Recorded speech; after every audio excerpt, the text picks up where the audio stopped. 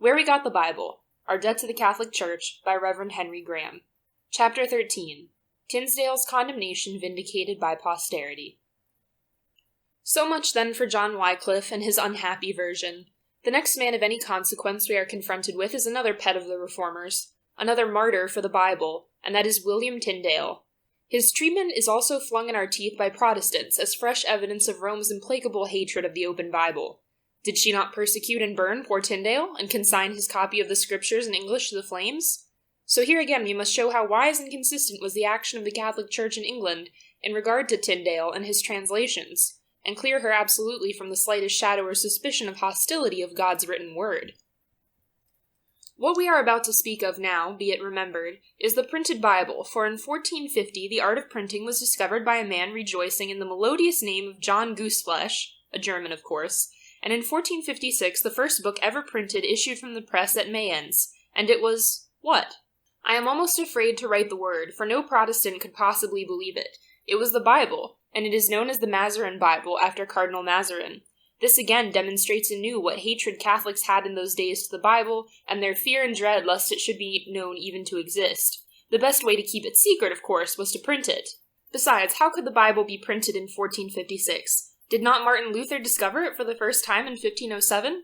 However, joking apart, the fact remains that we have now in our historical review arrived at the point where we bid farewell to copies of the Bible written by the hand, and have to consider only those that were turned out by the printing press from 1456 onwards. On Protestant principles, it does seem a pity that the Lord waited so many centuries before he invented printing machines to spread Bibles about among the people, and it seems also very hard on all preceding generations that slipped away without this lamp to their feet and light unto their path.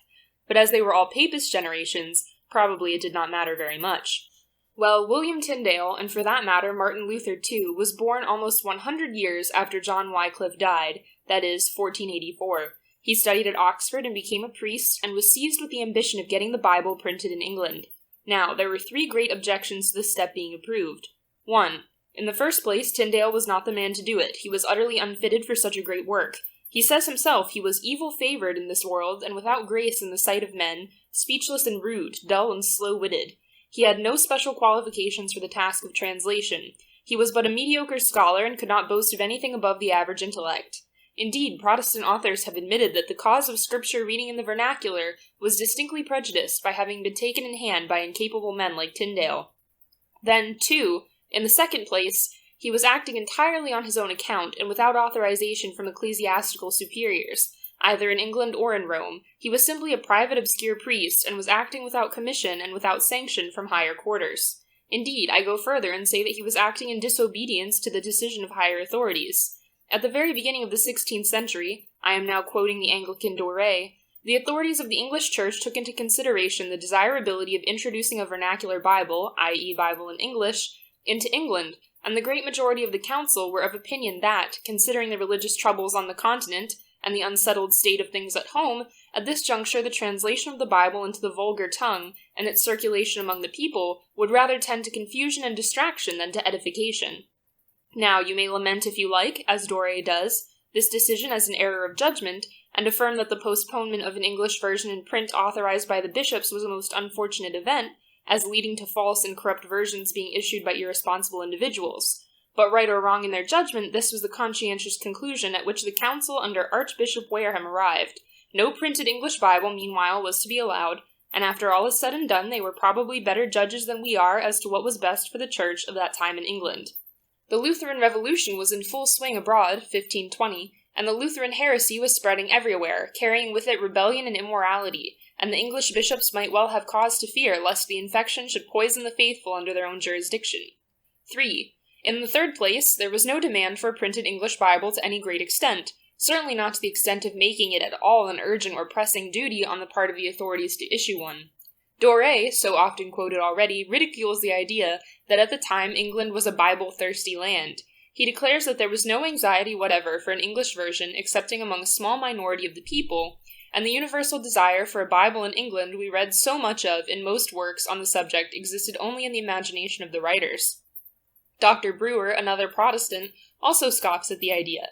To imagine, he says, that ploughmen and shepherds in the country read the New Testament in English by stealth or that smiths and carpenters in towns pored over its pages in the corner of their masters' workshops, is to mistake the character and acquirements of the age. There has, in short, been a great deal of wild and groundless talk about the intense desire of the people of that century to devour the Scriptures, and we can prove it by these simple facts, that 1. The people had to be compelled by the law to buy Bibles, for acts were passed again and again threatening the king's displeasure and a fine of 40 shillings per month if the book was not purchased.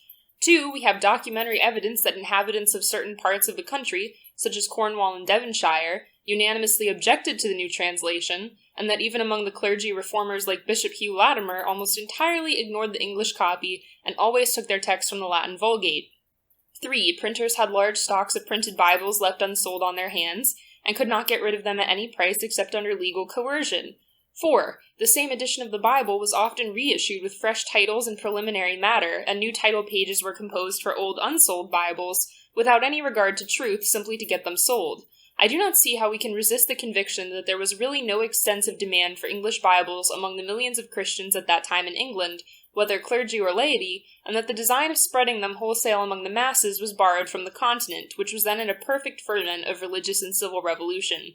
Hence you can understand at once how Tyndale's proposal was viewed with suspicion and disfavor by the bishops, and himself refused any assistance or encouragement from Tynsdale, Bishop of London, and other prelates. And when we further bear in mind, as the Athenaeum pertinently remarked 24th August 1889, that this irresponsible private chaplain had become already known as a man of dangerous views, who was exceedingly insulting in his manner, unscrupulous, and of a most violent temper, that in postprandial discussions he repeatedly abused and insulted church dignitaries who were present, that with him the Pope was Antichrist and the whore of Babylon, whilst the monks and friars were caterpillars, horse leeches, drone bees, and draught, we shall not be vastly astonished that these dignitaries did not evince much enthusiasm in pushing on Mr. Tyndale's scheme. Unable, therefore, to proceed with the work in his own land because of ecclesiastical prohibition, Tyndale goes abroad, and after much wandering about settles at Worms, where in 1525 the Bible was printed and thence smuggled in considerable quantities into England. At once, as was to be expected, it was denounced by the Bishop of London, and I do not deny, nor can I see any reason to deplore, the fact that copies of it were burned ceremonially at St. Paul's Cross. But why? Because it was a false and erroneous and anti-Catholic version of the Holy Scriptures. It was full of Lutheran heresies. Tyndale had fallen under the influence of the German reformer, who by this time had revolted from Rome. About 1522 he had been suspected and tried for heresy. He had declared, "I defy the Pope and all his laws," and now he actually embodied in his English version Luther's notes and explanations of texts, which were as full of venom and hatred against Rome as an egg is full of meat. It has long been a notorious fact, says Mr. Alnat in his Bible and the Reformation, that all the early Protestant versions of the Bible literally swarmed with gross and flagrant corruptions consisting in the willful and deliberate mistranslation of various passages of the sacred text, and all directly aimed against those doctrines and practices of the Catholic Church which the Reformers were most anxious to uproot. They did give the people an open Bible, but what a Bible! And Canon Dixon, the cultured Anglican historian, referring to the fact that copies of Tyndale's Bible were burnt, makes these striking remarks. If the clergy had acted thus simply because they would have the people kept ignorant of the Word of God, they would have been without excuse, but it was not so. Every one of the little volumes containing portions of the sacred text that was issued by Tyndale contained also a prologue and notes written with such hot fury of vituperation against the prelates and clergy, the monks and friars, the rites and ceremonies of the Church, as was hardly likely to commend it to the favor of those who were attacked. Tunstall, Bishop of London, declared he could count more than 2,000 errors in Tyndale's Bible made in Germany, whilst the learned Sir Thomas More, Lord Chancellor of England, found it necessary to write a treatise against it, and asserted that to find errors in Tyndale's book were like studying to find water in the sea. In short, there is not an unprejudiced enquirer now, but admits that the Church could not possibly tolerate Tyndale's Bible as though it were a true or correct version of the Holy Scriptures. She had no alternative but to prescribe and forbid it, otherwise she would have been sinfully neglectful of her guardianship over the Word of God, and idly standing by whilst her children were being poisoned. But who will be so obtuse or so malicious as to twist this action of hers into a determined hatred of the Scriptures, as Scriptures, and to represent her as hostile and opposed to all reading of the Bible whatsoever, even of a true and correct version? Surely to hate the Bible is one thing, and to prohibit a false version of the Bible is quite another. Has the Catholic Church not, as a matter of fact, put a correct copy of the Bible into the hands of her children in their own language in the Do-I version?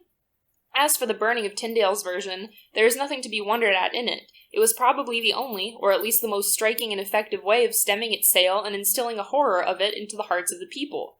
It was the custom of the age, as Doré remarks, to burn the works of opponents, as Luther a few years before burnt the books of canon law and the bull of Pope Leo, and in 1522 John Calvin burnt all the copies he could collect of Servetus's Bible at Geneva, because these contained some notes he did not think were orthodox. But Calvin went a step further than that. He burned Servetus himself. And surely it must be plain enough to everyone that, in the case before us, what the ecclesiastical authorities meant to destroy was not the word of God, but the errors of Luther and Tyndale which were corrupting it. But the most interesting point about the whole affair is that time has abundantly justified the action of the Catholic Church and provided that she did the proper thing in attempting to stamp out Tyndale's Bible. For, 1, the reading of this pernicious book produced the most disastrous effects upon the morals of the people, who became rebellious, profane, and irreligious, and disaffected to the civil as well as to the spiritual authorities. Hence we find that for 10 years, Tyndale's version was denounced and opposed even more by the court and secular officials than by the bishops, and that at least 2 royal proclamations were issued for every one clerical against all who read or concealed the obnoxious volume. In fact, in the year 1531, King Henry VIII, with the advice of his council and prelates, published an edict that the translation of the scripture corrupted by William Tyndale should be utterly expelled, rejected, and put away out of the hands of the people, and not be suffered to go abroad among his subjects. What a commentary upon the good and godly doctrines inculcated by Mr. William Tyndale! And further still, some years later, the king's veto not having secured the desired effect, after several other editions of the English Bible had been issued and the condition of the scripture-reading masses was becoming worse and worse in consequence, the same royal defender of the faith caused another act to be passed, 1543, entitled, "For the advancement of true religion and for the abolishment of the contrary." By force of this it was decreed that, seeing what abuses had followed the indiscriminate reading of certain versions of Holy Scripture, and what tumults and schisms had sprung up, and divers naughty and erroneous opinions, and pestiferous and noisome teachings and instructions, including writings against the holy and blessed sacrament of the altar, and for the maintenance of the damnable opinions of the sect of Anabaptists, all to the great unquietness of the realm and great displeasure of his majesty, as a result of all this, it was enacted that all manner of books of the Old and New Testament in English, being of the crafty, false, and untrue translation of Tyndale, along with any writings containing doctrine contrary to that of the king, shall be clearly and utterly abolished, extinguished, and forbidden to be kept or used in this realm. The act then goes on to explain what version of the Bible might be used, and by whom, and forbids the general reading of it by women, artificers, journeymen, and certain other classes, and lays down sundry other restrictions in regard to it, which are to be observed under pains and penalties, ranging from fines of 40 shillings and £5 and £40, up to imprisonment for life. I shall not dwell on the reflections that arise in one's mind on reading such legal enactments coming from such a man as Henry VIII, but, to complete our remarks about Tyndale's version and to pursue to the end the king's dealing with it, I may add that the very year before he went to his account, 1546, he struck one more blow, which no doubt he intended and hoped would be fatal, at this hated volume. He deliberately commanded all copies of it, along with Coverdale's, to be delivered up and burned.